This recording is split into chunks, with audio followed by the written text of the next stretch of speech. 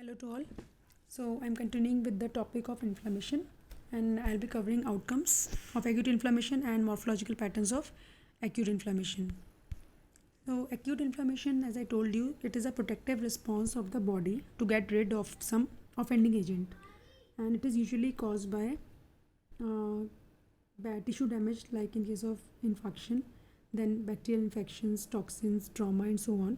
And the acute inflammatory response consists of the vascular events in which the blood vessel dilates and there is increased vascular permeability, and there are cellular changes in which the WBCs, they are recruited from the blood vessels to reach the site of inflammation, and where they will clear off the offending agent. And all these vascular and cellular events, they are under the control of various chemical mediators.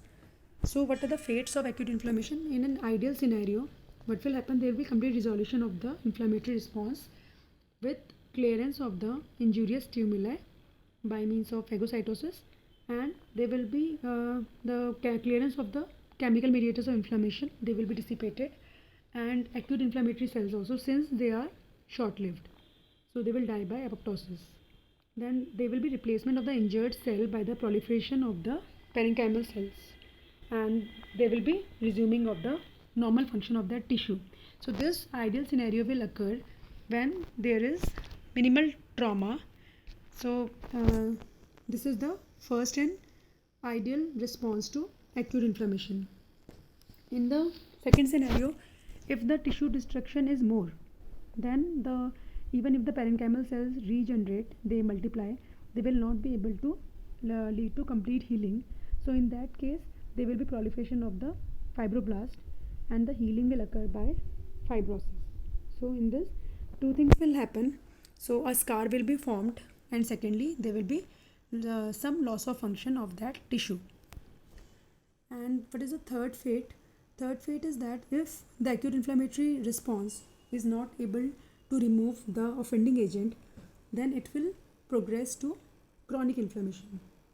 So the chronic inflammation can either progress from acute inflammation, or it can occur de novo because of various causes like viral infections, chronic infections like Mycobacterium tuberculosis due to persistent injury, or due to autoimmune diseases. So this is the third fate, that is chronic inflammation, and the chronic inflammation has three hallmarks. One is angiogenesis, which is proliferation of the small blood vessels, then infiltration by the mononuclear cells like monocytes and lymphocytes, and thirdly, the formation of a scar, which is due to fibrosis. So this is the summary of the uh, acute inflammation, and what can it lead to. So it can lead to resolution, it can lead to healing by fibrosis, or it can lead to chronic inflammation. Now next we come to morphologic patterns of acute inflammation. So I told you that in acute inflammation there is vascular response and there is cellular response, which leads to the accumulation of fluid in the extravascular tissue along with WBCs.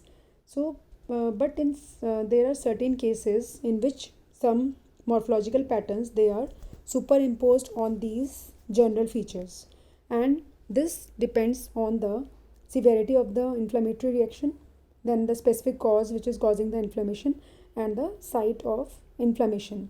So the different morphological patterns are serous inflammation, fibrinous inflammation, suppurative, and ulcerative inflammation. So I'll be taking them one by one. So what happens in serous inflammation? There is exudation of a cell poor fluid. So we studied that in inflammatory process there is exudation because of increased vascular permeability. So there is accumulation of fluid as well as cells in the extravascular space. But in some cases, like in case of blister formation and serous effusions, so they can be exudation of cell poor fluid. So this is one morphological pattern that can be seen in case of inflammation, and we should also note that effusion can also occur in non-inflammatory condition because of transudates, like for example in a patient of heart failure, kidney disease, or liver disease. So this is an example of blister in which watery fluid accumulates just beneath the epidermis, and this will be poor in the cells as well as microbes. Now the second pattern of inflammation is fibrinous inflammation. So this occurs when the vascular leaks are very large. So when there is increased permeability in the blood vessels, there can be leakage of larger proteins like fibrinogen, and from the fibrinogen fibrin is formed. So in this fibrinous inflammation, the fibrin gets deposited in certain conditions, like for example in rheumatic pericarditis. So in the pericardial surface, this fibrinous proteins, they get deposited. This is also known as bread and butter pericarditis, because the appearance of the fibrin deposition in the pericardium is somewhat similar to this butter. So this is known as bread and butter pericarditis, and there are the strands of fibrin deposits which give the similar appearance. And in microscopy, we can again see amorphous eosinophilic stringy fibrin. So this is the second pattern of inflammation, which is fibrinous. Now next is purulent or suppurative inflammation. So as we all know that what is pus? Sometimes it is asked in viva. So pus is, again, it is an exudate which is formed in inflammation, and it consists of neutrophils along with necrotic cell debris and edema fluid. So this is pus, and it is a characteristic feature of purulent inflammation, and it is caused by certain pyogenic bacteria. And what is abscess formation? So when the abscesses, they are formed when some microbe is deep seated in some tissue, and there are collection of pus in that tissue, and generally that collection of pus is walled off by a fibrous wall. So that is known as a abscess.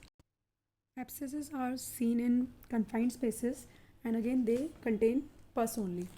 So when we have to treat abscess, then generally the abscesses, they are drained off under a antibiotic cover. So these are certain images of abscesses. So this is suppuration or pus which is buried in a tissue under the skin. Again, this is abscess, which is suppuration buried in a tissue in a confined space and walled off by fibroblastic wall. And in the microscopy, again we will see neutrophils and necrotic cell debris along with microbes. The last form of acute inflammation is ulcer. So what is ulcer? Ulcer is a discontinuity in the surface epithelial lining or tissue due to sloughing of the inflamed necrotic cells. So basically ulcer is a defect or discontinuity in the epithelium, and it is seen in various parts of the body and in various disease conditions. Like it can be seen in the mucosa of the mouth, in the mucosa of stomach or intestines, or in the genitourinary tract, and it can also be seen in the skin and subcutaneous tissue, especially in the lower extremities in cases of peripheral vascular disease. So these are the examples. And in the ulcers, both acute and chronic inflammation, they exist simultaneously. So generally in the acute conditions, first there is infiltration by the neutrophils, but with chronicity, so there is fibroblastic proliferation, there is infiltration by the mononuclear cells, and also scarring occurs. So again, these are the diagrams depicting the ulcers. This is the mouth ulcer, this is the ulcer. So this is the normal mucosa, and this is the ulcerated mucosa, and we can see the necrotic slough at the base of this ulcer in the stomach. And again, this is the ulcer which is seen in the limb, and this is the granulation tissue in the base of the ulcer.